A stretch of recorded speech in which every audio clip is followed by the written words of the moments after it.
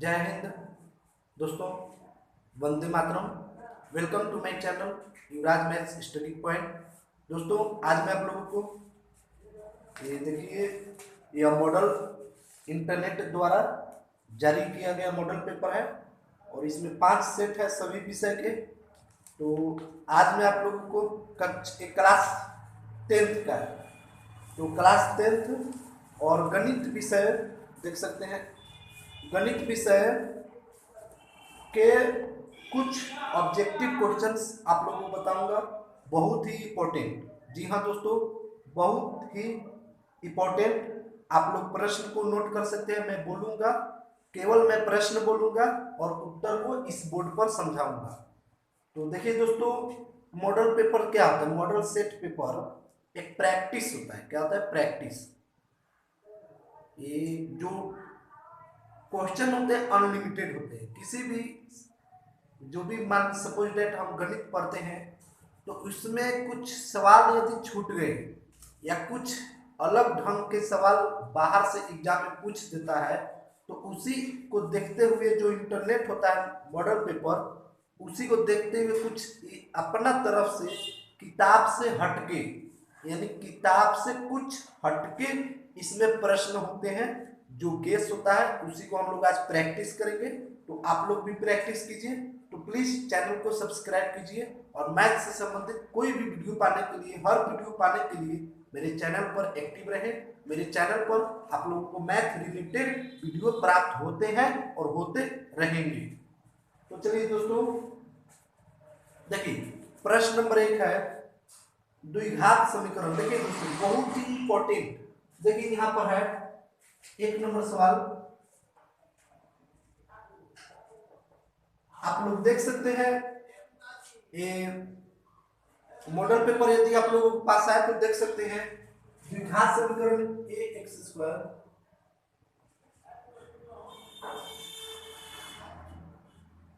देखिए दोस्तों, ये आपका प्रश्न नंबर 1 है। इसमें बोला है कि द्विघात समीकरण में b² - 4ac क्या होता है। देखिए दोस्तों, क्या कहते हैं हम लोग इसको। तो इसमें 4 ऑप्शन दिया है, विवेचक, विविक्तर और ए बी और कोई नहीं। देखिए दोस्तों, यहाँ पर 4 को दिया, विवेचक, विविक्तर, ए बी और दोनों, 4 ऑप्शन है। तो देखिए दोस्तों, विवेचक और विविक्तर ये दोनों फॉर्मूला आता है। इसको हम लोग डी बराबर बोलते हैं विवेचक। इस डी का फॉर्मूला आता है। द्विघात समीकरण में b² - 4ac क्या होता है? विवेचक या विविक्तर, दोनों बात एक है, इसलिए आपका ऑप्शन ए और बी दोनों हो जाएगा। देखिए ना दोस्तों, तो हम लोग जानते हैं ना कि b² - 4ac विवेचक होता है। क्या होता है? विवेचक। और विवेचक और दूसरा नाम विवेक्तर। जैसे परिमाप और परिमितीय क्या होता है ना, तो वैसे ही विवेचक और विविक्तर एक बात है। उसका फॉर्मूला जो होता है b² - 4ac, हम लोग ए और बी पर मार देंगे। चलिए 2 नंबर सवाल। 2 नंबर सवाल है, देखिए मूल के मान होते हैं। देखिए 2 नंबर सवाल,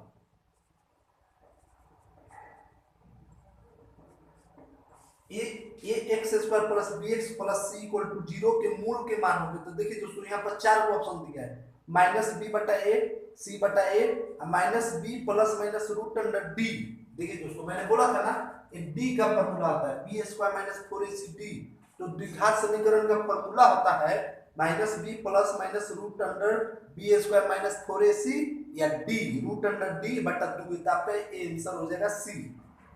ये इसका जो मूल होगा, इसका फॉर्मूला यदि ये -b ± √b² - 4ac है तो वो भी सही, और नहीं तो √d है तो वो भी सही। इसका आंसर हो जाएगा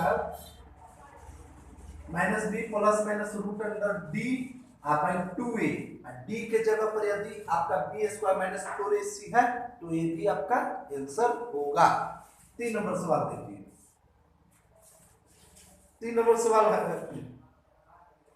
द्विघात समीकरण के मूल वास्तविक एवं समान होंगे यदि। तो देखिए दोस्तों, यहाँ पर 4 ऑप्शन दिया है।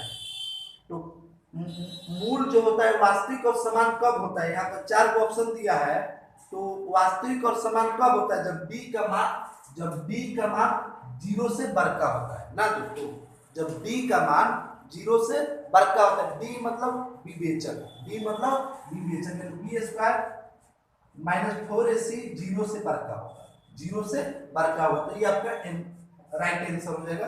यहाँ पर यही दिया गया है बी स्क्वायर 0 इक्वल 0, ये 0 से बड़ा 0 से छोटा कोई नहीं, तो आपका आंसर ए हो जाएगा। ये 5 नंबर सवाल है। 5 नंबर सवाल, किसी प्रायिकता का अधिकतम मान कितना होता है? आप लोग मॉडल सेट पेपर में देख सकते हैं, और यदि आप लोगों के पास मॉडल सेट पेपर नहीं है तो आप लोग प्रश्न को एक revision class, practice class audio सुनकर भी आप लोग देख सकते हैं। ऑडियो सुनकर यानी जो वीडियो देखकर भी आप लोग वीडियो देखकर भी कुछ जानकारी आप लोगों को प्राप्त हो सकता है। तो वीडियो बहुत ही अच्छा है। यदि आप लोगों को सपोज दैट ये सब सवाल आ रहे हैं तो परंतु कुछ इसमें कुछ ऐसे प्रश्न हैं जो कुछ अलग अलग तरह के हैं। देखिए, किसी प्रायिकता का अधिकतम मान कितना होता है? किसी प्रायिकता का अधिकतम मान कितना होता है दोस्तों? तो देखिए, किसी प्रायिकता का अधिकतम मान 0 होता है, न्यूनतम मान अधिकतम मान 1 होता है और न्यूनतम मान 0। तो इसका एक आंसर हो जाएगा, क्या हो जाएगा? 1, यानी एक इसका आंसर होगा 1। अब देखिए 6 नंबर सवाल है, दो लगातार संख्याओं में पहली संख्या 1 से, देखिए दोस्तों 6 नंबर जो सवाल है, 6 नंबर, दो लगातार संख्याओं में पहली संख्या 1 है तो दूसरी संख्या क्या होगी? आगे वाला संख्या क्या होगा? तो आगे वाला संख्या होगा x+1, क्या होगा? x+1, तो आपका राइट आंसर हो जाएगा x+1। 7 नंबर सवाल देखिए दोस्तों, वर्ग अंतराल, देखिए दोस्तों वर्ग अंतराल 14 - 21, 14 से 21।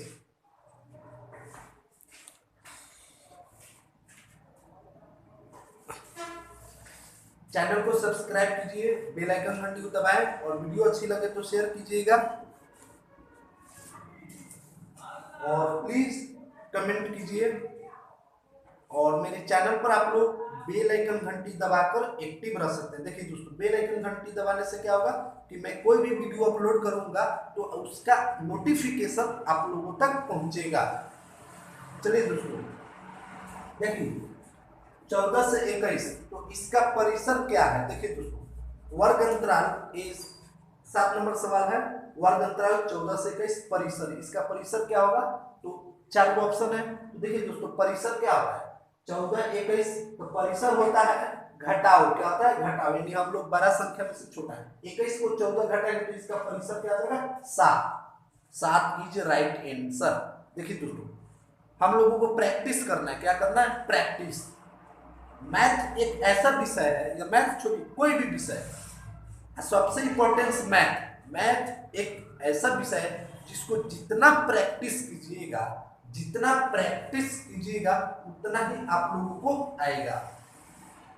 तो परिसर, जब भी वर्ग अंतराल में परिसर पूछेगा तो आपको बड़ा संख्या में से घटा देना है, बड़ा संख्या में से घटा देना है। सपोज दैट 10 और 20, 10 और 20 का परिसर कितना है? तो 10, 20 में से 10 को घटाइए। चलिए 8 नंबर सवाल, वर्ग अंतराल, देखिए दोस्तों 8 12, एक और सवाल है वर्ग अंतराल 8 से 12, वर्ग चिन्ह क्या होता है? देखिए दोस्तों एक्साई, वर्ग चिन्ह एक्साई, एक्साई क्या होता है? 12 8 20 दोनों को जोड़ा जाता है और उसका डिवाइड किया जाता है 2 से। तो इस वर्ग अंतराल का 12 8 20 से 2 से भाग करेंगे तो आपका एक्साई हो जाएगा 10, क्या हो जाएगा? 10। और इसका परिसर क्या हो जाएगा? तो 12 में से 8 को घटाएंगे तो आपका 4 हो जाएगा परिसर। 9 नंबर सवाल देखिए दोस्तों, किसी समांतर श्रेणी के लगातार संख्याओं को योगफल को व्यक्त किया जाता है, यानी एसएन का फॉर्मूला दोस्तों क्या होता है? a/2 2a + n - 1 * t, यह आपका एसएन का फॉर्मूला है। देखिए दोस्तों, ये जो एग्जामिनर होता है, जो प्रश्न लिखने वाला, ये फाइनल ईयर का एग्जाम होगा ना, तो उसमें लिखने वाला प्रश्न पर ये बात डिपेंड करता है कि वो प्रश्न को किस तरह से घुमा के लिख सकता है। तो घुमाने से कोई नहीं मतलब है, हम लोग सपोज दैट पटना जाएंगे तो किसी भी रास्ता से पटना जाना है तो हमारा मंजिल क्या है, पटना। तो सवाल जैसा भी हो मंजिल एक होता है, मंजिल एक होगा। अब देखिए दोस्तों, एक होगा कि समांतर श्रेणी का योग, योग का फॉर्मूला क्या होता है, सूत्र क्या होता है, यही ना होता है सूत्र। 10 नंबर सवाल देखिए, 10 नंबर। ये सभी प्रश्न मॉडल पेपर से दोस्तों, model paper set 1, set 1। 10 number सवाल है एपी।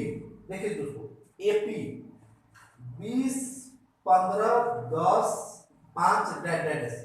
इस एपी में आपका सार्वअंतर क्या होगा, यानी डी का मान क्या होगा। तो दोस्तों सार्वअंतर क्या होता है, डी का मान।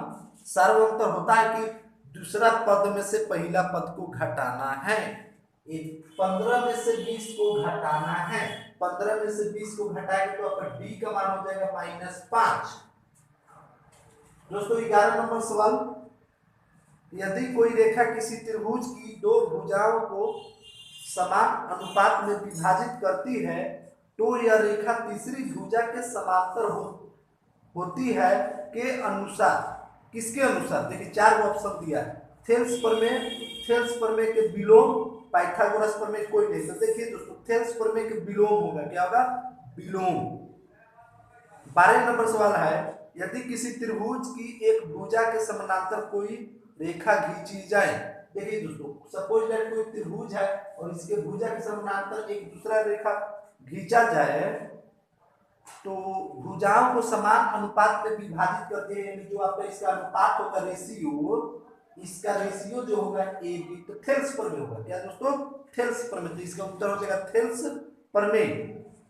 13 नंबर सवाल देखिए, 13 नंबर सवाल बहुत इंपॉर्टेंट और कुछ यह हटके है। जी हाँ दोस्तों, 13 नंबर सवाल यह हटके है। देखिए 16, 20, 24 सवाल यह है। देखिए सबसे छोटी पूर्ण वर्ग संख्या जो 16, 20, 24, जो 16, 20, 24 को से भाज्य हो वह है। देखिए दोस्तों, जब भी ऐसा प्रश्न हो, सबसे छोटी पूर्ण वर्ग संख्या क्या, जो भी हो, जो भाज्य हो या कुछ भी भाग करे या जो भी हो, अंक दे दिया हो और सबसे छोटी संख्या निकालने के लिए पूछा जाए। तो देखिए दोस्तों, इसको कुछ नहीं करना है, एलसीएम करना है। क्या करना है दोस्तों, एलसीएम।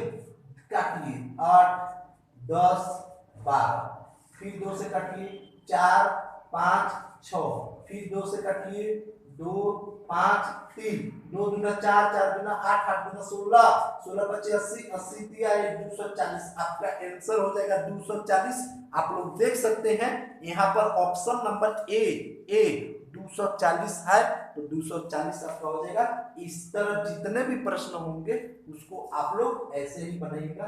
14 नंबर सवाल है दोस्तों, दो संख्याओं का लघुत्तम समावर्तक इसके महत्तम समावर्तक का 6 गुना है।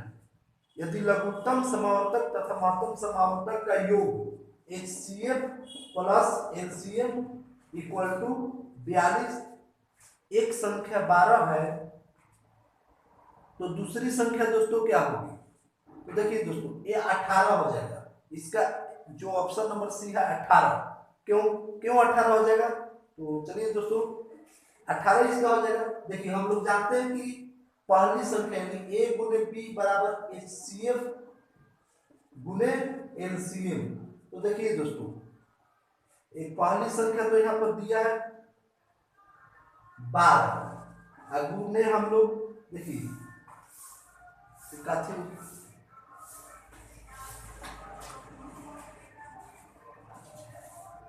चलिए दोस्तों मार्कर यहाँ पर तो कम हो रहा है, हम लोग आगे बढ़ते हैं। यदि 4x² प्लस 12x माइनस 12, देखिए दोस्तों एक यहाँ पर सवाल है 15 number, 4x² plus 12x minus 12 का शून्यंक अल्फा और बीटा हो। 4x² प्लस 12x माइनस 12 का शून्यंक अल्फा और बीटा हो तो यहाँ पर ऑप्शन 4 को है a plus b equal to a into b, a plus b. तो देखिए दोस्तों इस ऑप्शन में कौन सही होगा आपका। तो देखिए दोस्तों इस ऑप्शन में आपका कौन सही होगा ये आपको चॉइस बनाइए ना, बना दीजिए। अल्फा प्लस बीटा क्या होता है दोस्तों? अल्फा प्लस बीटा होता है माइनस एक्स का गुणन माइनस 12 बटा एक्स स्क्वायर गुणन 4 किए 12 माइनस 3 आ गया, क्या आ गया 3। और अल्फा इंटू बीटा हो जाएगा अचर पद, क्या होता है अचर पद, अचर पद तो माइनस 12 बटा एक्स स्क्वायर गुणन 4, ये भी आ जाएगा तो माइनस 3, यानी दोनों बराबर है दोस्तों। अल्फा प्लस बीटा और अल्फा इंटू बीटा दोनों इक्वल, इक्वल तो आपका तो ऑप्शन नंबर ए हो जाएगा, क्योंकि यहाँ पर दिया है दोनों इक्वल है, या ये बड़ है ये छोटा है, ये बड़ा है और ये छोटा है, 4 ऑप्शन दिया है तो आपका तो ये हो जाएगा। 16 नंबर सवाल है, निम्न में कौन बहुपद नहीं है? तो देखिए दोस्तों, बहुपद, यदि आप लोग बहुपद के बारे में नहीं जानते हैं तो मेरा एक स्पेशल बहुत ही इंपॉर्टेंट वीडियो है, कक्षा 8 बीजीय व्यंजक। उस वीडियो में आप लोगों को बहुपद पूरी डिटेल्स के अनुसार बताया गया है, तो प्लीज आप लोग वो वीडियो देखें। और देखिए दोस्तों, बहुपद क्या होता है? बहुपद में x का पावर हमेशा धनात्मक पूर्णांक होना चाहिए, यानी x का पावर हमेशा प्लस में होना चाहिए। और दूसरा बात, बहुपद वो नहीं होता है जो हर में x होगा, तो हर में जो x होगा नहीं होगा, इसका डी नंबर होगा, क्योंकि 1/x² माइनस 2 है, तो इसका डी ऑप्शन हो जाएगा और बाकी सब बहुपद है। 17 नंबर सवाल है, 17 नंबर सवाल महत्तम समावर्तक है। देखिए दोस्तों, ए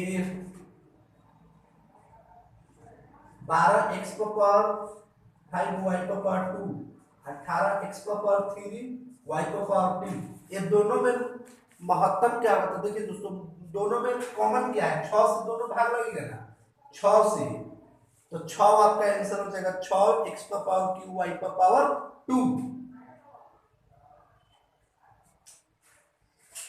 आगे देखिए 18 नंबर सवाल, देखिए दोस्तों बहुत इंपॉर्टेंट 18 नंबर सवाल है जो बहुत इंपॉर्टेंट है।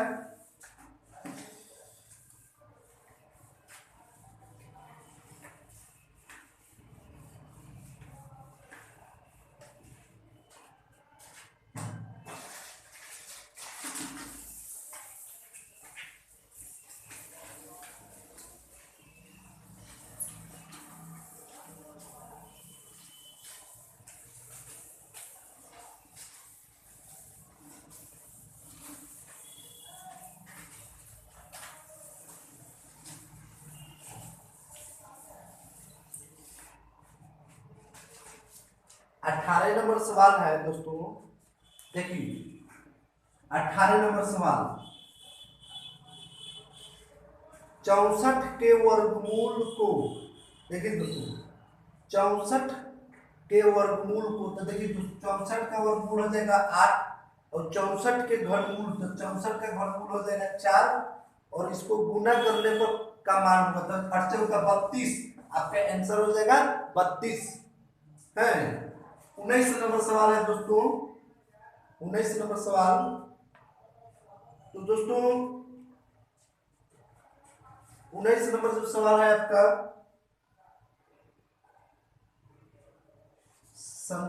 ये, चलिए दोस्तों, तो जय हिंद, ये मार्कर खत्म हो गया, हम लोग फिर अगले वीडियो में मिलेंगे। इसके बाद जितने भी प्रश्न हैं उन सभी का एक और वीडियो बनेगा और उसमें सेट पार्ट 1 अभी और प्रश्न बाकी है, तो बहुत ही आसान है, आप लोग मिला सकते हैं। 57 m पर पावर 6 n स्क्वायर और 19 m पर पावर 2 n स्क्वायर, तो इसका एलसीएम क्या होगा लघुत्तम दोस्तों?